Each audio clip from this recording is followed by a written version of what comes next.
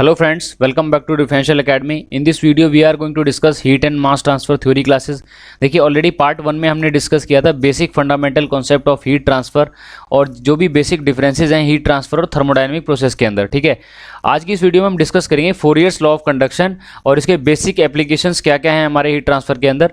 तो सबसे पहले बात करते हैं कंडक्शन के बारे में। देखिए हमने डिस्कस किया था पार्ट 1 के अंदर कि कंडक्शन होता है वो हमारा क्या होता है, सॉलिड्स के अंदर होता है। ठीक है, और लिक्विड्स और गैस तीनों के अंदर हम डिस्कस किया था हमने कि कैसे कैसे कंडक्शन होता है, क्या क्या इसका मैकेनिज्म है।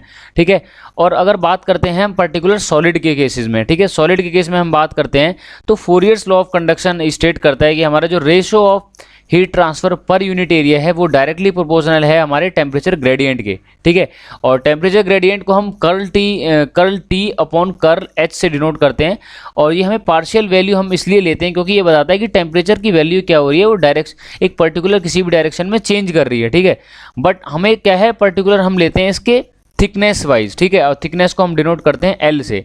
ठीक है, तो अगर हम डिस्कस करते हैं फोरियर्स लॉ को, तो फोरियर लॉ डिस्कस करने से पहले हम सर्टेन अजम्पशन लेके चलते हैं कि भाई कुछ अजम्पशन लेके ही हम इसको डिस्कस कर पाएंगे क्योंकि काफ़ी सारी चीज़ें होती हैं जो आइडियल कंडीशन पे हम फॉलो नहीं होती हैं। ठीक है, तो फर्स्ट अजम्पशन हम लेके चलते हैं कि जो हमारा जो कंडक्शन प्रोसेस हो रहा है वो हमारा यूनिडायरेक्शनल होगा। ठीक है, मतलब हमारे जो कंडक्शन होगा वो एक ही पर्टिकुलर डायरेक्शन में होगा, बाकी हर डायरेक्शन में नहीं होगा। ठीक है, और हम मान के चलते हैं जो कंडक्शन हो रहा है वो हमारा एक्स डायरेक्शन में हो रहा है और जहाँ पर हम जो ले रहे हैं उसकी थिकनेस को हम एक्स डायरेक्शन में ले रहे हैं, दो की डिनोट करेंगे हम एल से। ठीक है, फर्स्ट अजम्पशन है heat transfer is unidirectional and second assumption हम लेंगे कि हमारा जो हीट ट्रांसफर है वो क्या है, स्टेडी स्टेट है। दैट मीन्स जो टेम्परेचर का वैल्यू है वो टेम्परेचर का value with respect to time change नहीं हो रहा है। ठीक है, कोई भी वैल्यू टेम्परेचर का टाइम के साथ चेंज नहीं हो रहा है। दैट मीन्स 10 मिनट बाद हम देखेंगे और 20 मिनट बाद हम देखेंगे, वो टाइम पर डिपेंड नहीं करेगा, वो हमारा क्या होगा स्पेस पर डिपेंड करेगा और स्पेस में भी हम बात कर रहे हैं उसकी थिकनेस पर। ठीक है, जो कि हम डिनोट कर रहे हैं एल से। एंड थर्ड असम्पशन हम लेके चलते हैं जो टेम्परेचर ग्रेडियंट है वो क्या है, कांस्टेंट है and the temperature profile is linear. और जो टेम्परेचर प्रोफाइल है वो हमारा लीनियर फ्लो करेगा, लीनियर हमारा विद रिस्पेक्ट टू लेंथ हमारा क्या होगा वो लीनियरली ड्रॉप करेगा, वो भी हमारा कोई भी कर्वी लीनियर हमारा नेचर नहीं होगा, उसको हम एज्यूम करके चलते हैं। एंड फोर्थ असम्पशन लेते हैं there is no internal heat generation. जो इंटरनल हीट जनरेशन है बॉडी का वो क्या होगा, जीरो होगा, कोई भी बॉडी हमारी इंटरनली हीट जनरेट नहीं कर रही है। ठीक है, हम ये एज्यूम करके चलते हैं। और नेक्स्ट अजम्पशन हम लेके चलते हैं the material is homogeneous and isotropic.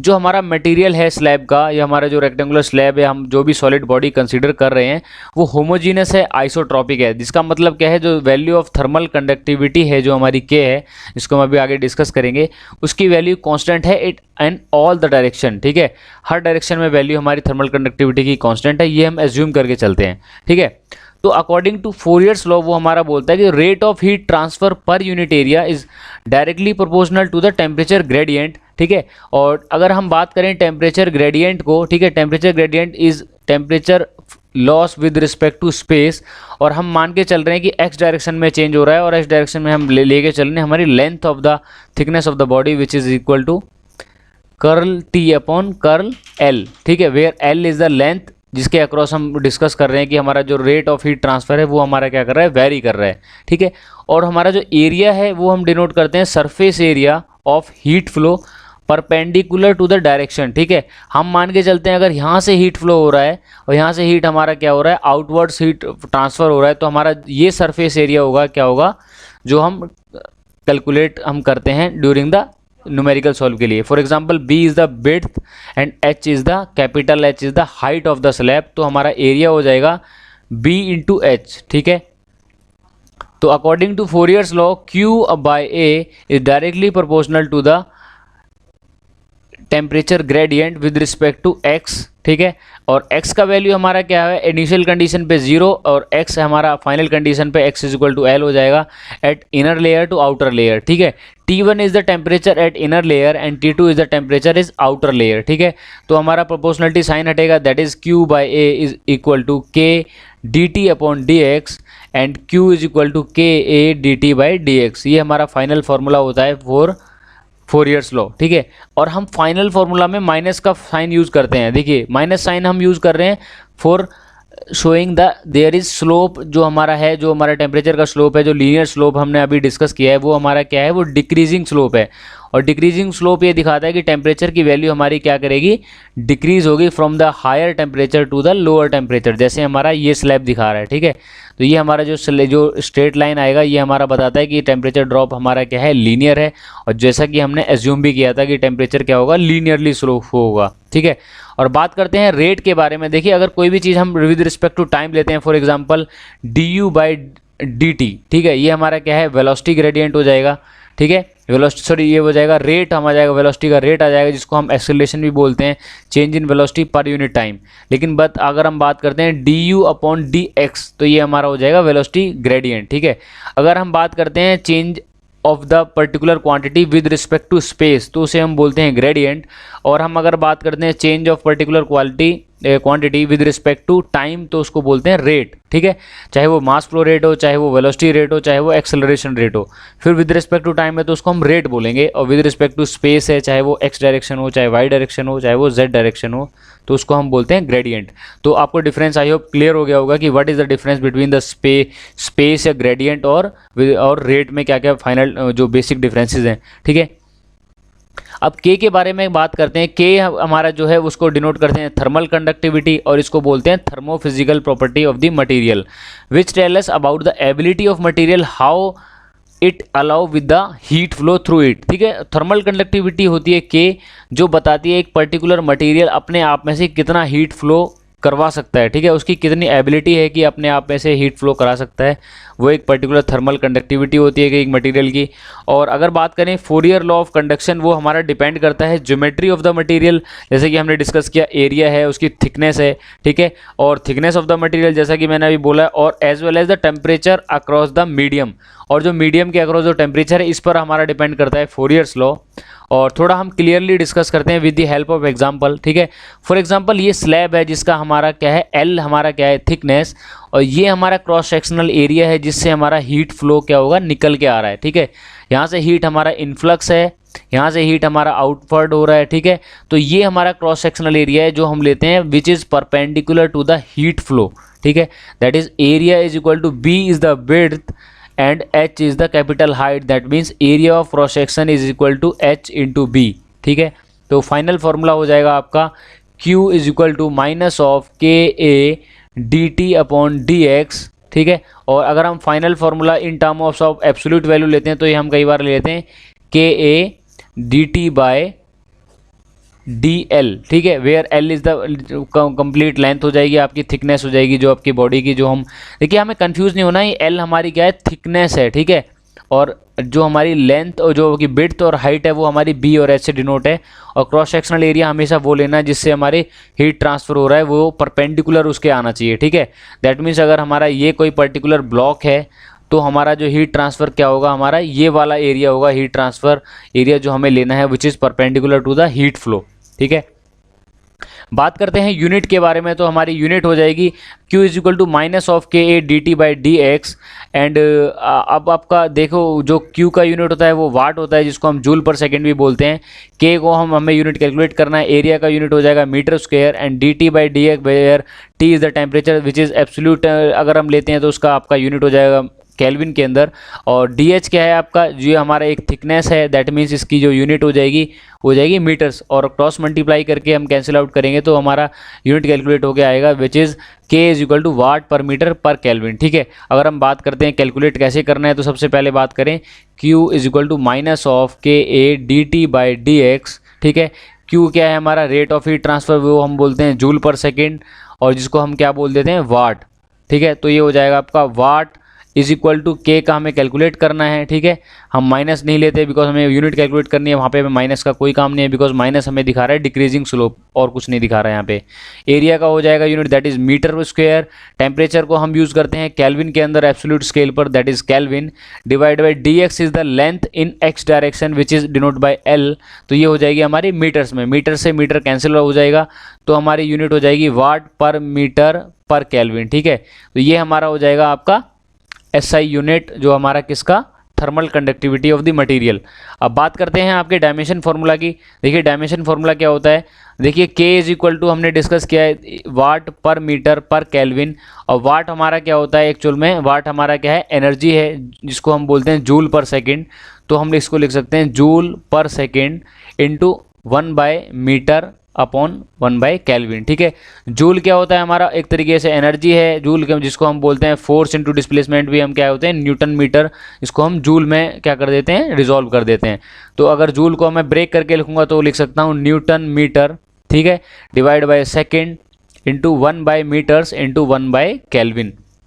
Newton force का यूनिट है तो इसका डायमेंशन फॉर्मूला हो जाएगा m1 L1 T-2 metre which is length that is L1, ठीक है, divided by second that is T1, और यहाँ पर भी मीटर है तो हमारा हो जाएगा ये लेंथ, और इंटू 1/केल्विन। तो हमारा एक लेंथ से एक लेंथ कैंसिल हो जाएगा, और ठीक है, टेम्परेचर एक माइनस जाके ऊपर चला जाएगा, -1 तो हो जाएगा ये टेम्परेचर का -3, और ये थीटा केल्विन को डिनोट करते हैं हम किससे, टेम्परेचर को डिनोट करते हैं डायमेंशन फॉर्मूला में थीटा से। ठीक है, तो ये हो जाएगा आपका m1 L1 T-3 थीटा -1। ठीक है, तो ऐसे ये हम ब्रेक करके कैलकुलेट करते हैं dimension formula of the thermal conductivity of material. ठीक है, तो बात करते हैं वो पर्टिकुलर मटेरियल की थर्मल कंडक्टिविटी डिफरेंट होती है depending upon the material properties as well as इसकी जितनी भी हमारी, जब हम स्लैब की बात करें तो उसकी जो भी ज्योमेट्री है, ठीक है, बिकॉज हम डिस्कस करते हैं यहाँ पे एरिया के बारे में। ठीक है, तो सिल्वर की थर्मल कंडक्टिविटी होती है 410 वाट पर मीटर केल्विन, गोल्ड का थर्मल कंडक्टिविटी होता है 395, कॉपर का 380 के, एल्युमिनियम का होता है हमारा 205 वाट पर मीटर केल्विन, वैसे सिमिलरली स्टील एंड मरकरी का। ठीक है, आपको याद रखना है वाटर का थर्मल कंडक्टिविटी हम यूज़ करते हैं 0.565 वाट पर मीटर पर केल्विन। तो कई बार न्यूमेरिकल्स में दी नहीं जाती तो आपको याद रखना है ये चीज़। और एक जनरल कंडीशन याद रखनी है, जो thermal conductivity of the material अगर बात करें सॉलिड्स की, वो ग्रेटर देन होगी हमारी थर्मल कंडक्टिविटी ऑफ लिक्विड्स। ठीक है, और बात करें सॉलिड्स के अंदर हम तो मेटल की थर्मल कंडक्टिविटी हायर देन होगी नॉन मेटल से, और नॉन मेटल की ग्रेटर देन होगी लिक्विड से, देन उसके बाद होगी गैसेज से। ठीक है, और अगर बात करें पर्टिकुलर वैल्यू में तो 0.1 to 1.0 वाट पर मीटर केल्विन इनकी जाएगी, और इसकी वैल्यू आपकी जाएगी 0.01 to 0.1 वाट पर मीटर केल्विन। ये एक पर्टिकुलर रेंज है जो आपको याद रखनी है। ठीक है, कई बार रेंज पूछ लेते हैं एग्जाम्स के अंदर। और अगर बात करें प्योर मेटल की, तो प्योर मेटल की थर्मल कंडक्टिविटी हमेशा ज़्यादा होगी आपकी एलॉय मेटल से। ठीक है, तो ये एक बेसिक फंडामेंटल जो चीज़ है हमारी। तो अगर हम बात करते हैं तो थर्मल कंडक्टिविटी जो हमारी यूज़ होती है जितने भी हमारी स्लैब्स हैं, फॉर एग्जांपल अगर एक वॉल में हमें कैलकुलेट करना है टेम्परेचर डिफरेंस, और हमारे पास एक इनर वॉल का टेम्परेचर T1 है और आउटर वॉल का टेम्परेचर T2 है, तो हम इजीली कैलकुलेट कर सकते हैं D Q Q/A is equal to KA dt upon dx। ठीक है, वेयर a यहाँ पे ट्रांसफर होगा तो हम यहाँ पे a नहीं लेंगे, बट कई बार हमें Q/A पूछ लेता है तो हमें heat transfer per unit area को हम क्या बोलते हैं, इसको हम बोल देते हैं हीट फ्लक्स। ठीक है, तो हम एक थोड़ी सी एक चीज़ और डिस्कस करते हैं, कई बार हमें हीट फ्लक्स के बारे में पूछ लेते हैं। ठीक है, तो हीट फ्लक्स क्या है इसके बारे में थोड़ा सा डिस्कस करते हैं। एक्चुअल में हीट फ्लक्स होता क्या है, देखिए जैसा कि हमने अभी डिस्कस किया है, जो अकॉर्डिंग टू फोरियर्स लॉ कहता है हमारा Q ऑफ हीट ट्रांसफ़र, एक सेकंड में थोड़ा सा मार्कर को मोटा कर लेता हूँ ताकि आप लोगों को थोड़ा इजीली विजिबल हो। जो बोलता है Fourier's law that is Q/A is directly proportional to the rate of temperature gradient. अगर हम x की डायरेक्शन में बात करते हैं तो उसको बोलते हैं x, और जिसकी वैल्यू हम फाइनल डिनोट करते हैं x is equal to 0 to x is equal to L with the help of integration. ठीक है, तो ये हमारा हो जाएगा एब्सोल्यूट स्केल पर देखते हैं तो Q is equal to KA dt upon dx। ठीक है, ये ऊपर माइनस का sign for the decreasing slope, ये हमारा बताता है एक particular value for heat conduction for slab. ठीक है, और हमें न्यूमेरिकल कैसे पूछता है, देखिए न्यूमेरिकल कॉन्सेप्ट हमें क्या बोलेगा, फॉर एग्जांपल एक पर्टिकुलर स्लैब दे दी जाएगी जिसका हमारा लेंथ वो थिकनेस है मान लो 35 mm, ये हमारी वैल्यू है 257 mm, और इसकी वैल्यू है आपकी मान लो 400 mm। ठीक है, हमें बोलेगा कि भाई एक पर्टिकुलर स्लैब है जिसका लेंथ विड्थ और आपकी ब्रेथ है वो आपको दी गई है, लेंथ विड्थ और हाइट दी गई है, और उससे हमारी कोई 35 जूल पर सेकंड हमारा क्या हो रहा है, हीट को क्या होगा ट्रांसफ़र हो रहा है, और इनर वॉल का टेम्परेचर मान लो है आपके पास 35 degree Celsius, and outer wall का टेम्परेचर आपको कैलकुलेट करना है। ठीक है, तो आप इसको कैसे कैलकुलेट करोगे, तो बेसिकली आपको फॉर्मूला लगाना है Q is equal to minus of KA dt by dx। ठीक है, minus K A D T by D X is that is T two by T one minus upon D X is the length. और हमेशा याद रखना T one is greater than T two, because हमें अगर जिस wall पे temperature हम loss निकालेंगे वो टेम्परेचर हमारा क्या होगा, ज़्यादा होगा। जिस वॉल पे टेम्परेचर आउटवर्ड्स होगा वो टेम्परेचर कम होगा, बिकॉज हमारे क्या होगा, लीनियरली हीट का क्या होगा, स्लोप गिरेगा। और जो कि मतलब हीट हमारा क्या हो रहा है, ट्रांसफर हो रहा है from the high temperature source, high temperature wall to the low temperature wall. ठीक है, तो यहाँ से आप इजीली कैलकुलेट कर लोगे। जो हमारे पास क्यू की वैल्यू गिवन है, हमारा एरिया हम आप कैलकुलेट कर सकते हो, which is equal to 257 mm multiply by 400 mm। ठीक है, आपको एरिया ध्यान में रखना है कि एरिया आपको वही लेना है which is perpendicular to the heat flow. ठीक है, आपको ये एरिया नहीं लेना है, ये आपका एरिया नहीं है, हमें सिर्फ ये लेनी है थिकनेस। एरिया आपको लेना है which is perpendicular to heat flow, that is width divide multiply by height. ठीक है, आई होप आपको एरिया निकालना क्लियर हो गया होगा। बाकी आप जो न्यूमेरिकल जो सेशन है हमारा जो मॉर्निंग का, उसमें आप इस पर बेस्ड जो इंजीनियरिंग सर्विसेज और गेट के क्वेश्चन है कैसे आपको टैकल करना है वो डिस्कस करेंगे। ठीक है, तो आप यहाँ से वैल्यू कैलकुलेट कर सकते हो। और अगर हम बात करते हैं नेक्स्ट कि अगर हमें मान लो पूछा जाता है कि हीट फ्लो अपॉन एरिया, ठीक है, पर यूनिट एरिया अगर हमें पूछते हैं कि हीट फ्लो पर यूनिट एरिया कितना है, ठीक है, तो उसके लिए हम क्या बोलते हैं, अगर हमें क्वेश्चन में पूछा जाता है कि भाई heat transfer per unit area calculate करना है वाट पर मीटर स्क्वायर में, तो इस वैल्यू के हम बोलते हैं हीट फ्लक्स। कई बार पूछ लेते हैं कि हीट फ्लक्स क्या होता है, तो हीट फ्लक्स भी defined as rate of heat transfer per unit area with time. ठीक है, इसको हीट फ्लक्स बोलते हैं। तो ये हमारा बेसिकली फंडामेंटल है हमारा फोरियर्स लॉ, जिसको हम यूज़ करेंगे आने वाले जितने भी न्यूमेरिकल्स हैं, ठीक है, उसके अंदर। और ऐसी वीडियोज़ के लिए सब्सक्राइब कीजिए डिफरेंशियल एकेडमी को। और नेक्स्ट वीडियो में हम डिस्कस करेंगे हमारा कन्वेक्शन प्रोसेस को। Thank you very much.